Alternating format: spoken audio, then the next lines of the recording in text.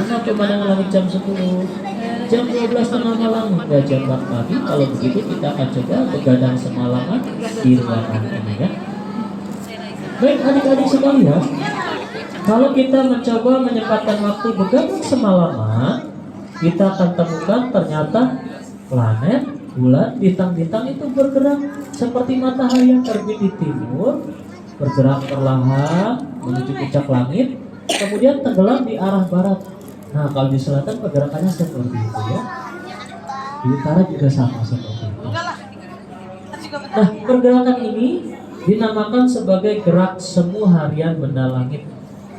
Dikatakan harian karena pergerakan ini kita amati sehari-hari 24 jam lamanya. Sedangkan dikatakan semu atau palsu, ternyata bukan mereka yang bergerak dari timur ke barat ya, tapi bumi kita yang berputar. Jadi bumi kita mutarnya dari barat ke timur.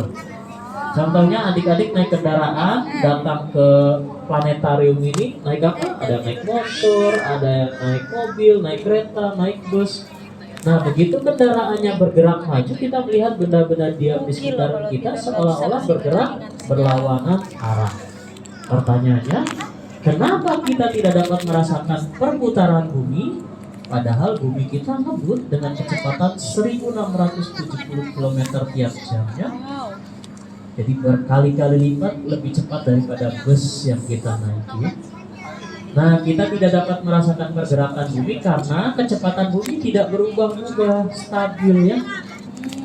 Coba bayangkan misalnya bumi kecepatannya seperti bus atau baja yang kita naiki ya, pada ngebut, ngerem mendadak.